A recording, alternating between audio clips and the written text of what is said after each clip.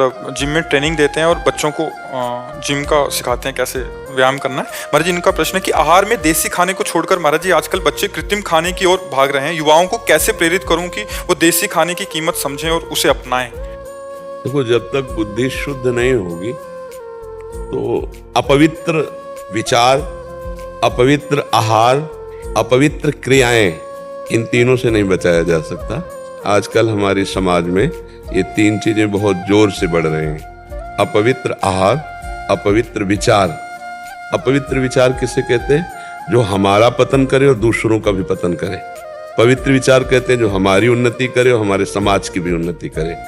पवित्र भोजन उसे कहते हैं जो हमारे स्वास्थ्य की रक्षा करे और हमारे विचारों को सहयोग दे। तो अपवित्र भोजन, अपवित्र विचार और अपवित्र क्रियाएं, बेविचार, व्यसन, हिंसा, चोरी, छल, कपट, ये बहुत बढ़ रहा है।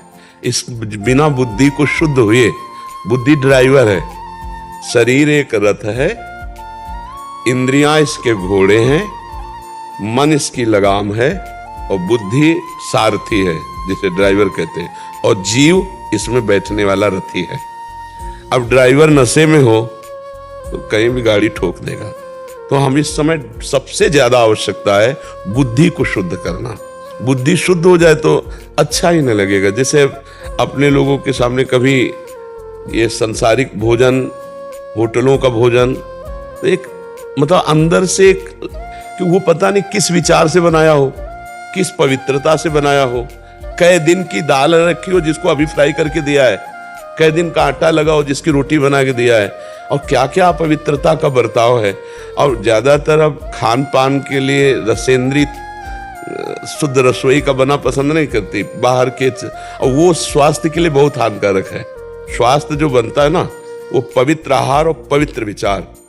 देखो, अगर लंगोटी का कच्चा आदमी है, देहाती भाषा में तुम्हें बता रहे, तो कुछ भी करे वो उन्नतिशील नहीं हो सकता। जो व्यभिचारी पुरुष है वो नहीं हो, और अशुद्ध भोजन करने वाला व्यभिचारी हो ही जाएगा।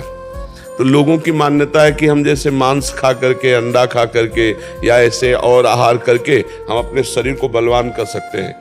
नहीं, सात्विक और भजन बल का जो आत्मबल है, आत्मशक्ति है, उसमें बड़ा बल होता है। ब्रह्मचर्य, संयम और सात्विक भोजन में जो बल है वो गंदे भोजन में बल नहीं है। दूसरे जीवों की हिंसा करके आप अपने शरीर को पुष्ट कर रहे हैं तो आप आत्मबलहीन हो रहे हैं। शरीर बल भले आपका बड़ा दिखाई दे, और आत्मबल ना होने के कारण आप काम विजयी नहीं हो सकते, आप क्रोध विजयी नहीं हो सकते, आप अहंकार विजयी नहीं हो सकते। फिर आपके पास बचा क्या? आपका नाश करने के लिए आपका दुश्मन आपके अंदर ही बैठा है। काम, क्रोध, लोभ, मोह, मद, मत्सर, ये आपको ढेर कर देगा, कहीं ना कहीं आपको नष्ट कर देगा। तो अगर बुद्धि शुद्ध हो तो आहार शुद्ध हो, आहार शुद्ध हो तो विचार शुद्ध हो, और विचार शुद्ध हो तो क्रियाएं शुद्ध हो। एक ये जो स्वास्थ्य है ना, एक ये सन्यासी की तरह जीवन होता है, इसमें बड़ा पवित्र जीवन जिया। अब तो केवल प्रदर्शन रह गया है, नहीं तो हमारे गांव में 10-20 लोग ऐसे होते थे जो तो सब मठा पीने वाले, रोटी और घी और दाल खाने वाले होते थे। ये तो अशुद्ध पदार्थ तो अब तो चल गया बहुत। अब तो जिसको देखो मैगी और पिज्जा और बर्गर और सैंडविच, अब यही भोजन रह गया, ले रह गया, यही भोजन रह गया है। तो अब इससे कोई स्वास्थ्य तो बनने वाला नहीं, इससे लीवर भी खराब होगा, इससे आपके यंत्र पाचन तंत्रों पर बड़ा प्रभाव पड़ेगा। तो आप कृपा करके उनको सत्संग सुनाइए, सदुपदेश, जिससे उनकी बुद्धि बदले। नहीं महाराज, कुछ दिनों से मैंने एक अध्याय शुरू किए हुए हैं। तो दूसरा बात, कुछ 1 साल पहले चना पाउडर का मैंने एक रेसिपी बताया था, तो उस रेसिपी को 100 करोड़ लोगों ने सुना था पूरे विश्व में। सत्तू, जो 50 ग्राम चना पाउडर को मिक्स करके 2 खजूर, 1 केला और 5 ग्राम देसी गुड़, जिनके भी शरीर में कमजोरी रहती है, मेरा बहुत जोरों से विरोध हुआ था। कुछ जो सप्लीमेंट बेचते हैं उनके काम बंद हो गए। आजकल जिम वगैरह में महाराज जी लोग सप्लीमेंट पाते हैं जिससे मतलब वो जल्दी बॉडी तो बनता है, वो नुकसानदायक, बहुत नुकसानदायक। और उसके अलावा एक बताया था कि आप इसको यूज कीजिए क्योंकि घर पे बनता है, सस्ता पड़ता है। तो मैं यही चाहता हूँ बच्चों को कि ये चीज वो सीखें, जमीन से जुड़े। बिल्कुल बिल्कुल बिल्कुल बिल्कुल। जैसे ये चना है ना, देहाती आदमी का जो शरीर पुष्ट होता था ना, चना की रोटी और 1.5 लीटर 2 लीटर मठा, मठा में बहुत हाँ, ये चीजें जो है ना, मोटी रोटी बढ़िया चूल्हे की सिकी भाई, और मठा तो शरीर में, तो ये तो बहुत सुंदर बात है। ये जो पाउडर से शरीर फूलता है, ये फिर नुकसान भी करता है, ये आगे चलकर आपको रोगी कर देगा। आप सात्विक और आयुर्वेद से जानकारी करके नौजवानों को पुष्ट होने के लिए, उनका ब्रह्मचर्य भी पुष्ट हो, उनके दिमाग की जो सोच है वो थोड़ा पवित्र होनी चाहिए। महाराज जी, ये एक और लिख रहे हैं कि आजकल के युवाओं को ये कैसे पता चले कि जिस व्यक्ति से प्रभावित हो रहे हैं उसके रास्ते पे वो चलें, वो सही है गलत, मतलब व्यक्ति सही है गलत, वो आजकल क्या वैसे हम बताएं, हाँ वैसे हम बताएं, इसके लिए तस्मा शास्त्रम प्रमाणम ते कार्याकार्यो व्यवस्थित हो। जैसे कोई कहे कि हम पीएचडी पढ़े हैं, तो कुछ पीएचडी के सूत्र हैं, उनसे जानकारी हो जाएगी कि ये ढोंगा ही मार रहा है कि पीएचडी पढ़े हैं। ऐसे ही हमारे शास्त्रों में वर्णन किया गया है कि जो भगवत प्राप्त पुरुष है, जिसके आंख मूंद कर बात मान लेने पर हमारा मंगल ही होगा, चाहे वो गृहस्थ हो चाहे वो विरक्त हो। तो शास्त्रीय लक्षण लिखे हुए, निर्माण अमोहा जित संग दोषा अध्यात्म नित्या विनिवृत्त कामा द्वंद्वैर विमुक्ता सुख दुख संगई गच्छन्त्य मूढ़ा पद्मभ्यम तत्। जो भगवत प्राप्त महापुरुष है, उसी की बात मानने से हमारा परम कल्याण होगा। पहला लक्षण, जिसमें मान प्रियता ना हो, सम्मान प्रियता, अपना नाम हो जाए, अपना यश फैल जाए, ये ना हो। दूसरा, जिसमें अपने परिवार और अपने शरीर का मोह ना हो। जित संग दोषा, कैसी भी परिस्थिति सामने आ जाए, कोई माता बहन कुछ भी कहे, वो कभी अपने धर्म से डिगे ना, अपनी स्थिति में, अर्थात अपने प्रभाव का भोग ना करे। जो प्रभाव से आप हमसे प्रभावित हुए, तो हम आपसे कुछ शोषण वृत्ति न रखें, आपका मंगल चाहें। जित संग दोषा, कोई भोग वस्तु, कोई भोग शरीर, कोई किसी भी तरह का वो हमको परास्त न कर पाए, हम अपनी सीमा में बने रहे, बहुत कठिन है। अध्यात्म नित्या, नित्य अपने भगवत स्वरूप में स्थित, और कोई भी कामना ना हो अपने सुख के लिए। जो हम उपदेश कर रहे हैं, जो हम चेष्टा कर रहे हैं, वो समाज सुख के लिए हो, अपने सुख के लिए ना हो।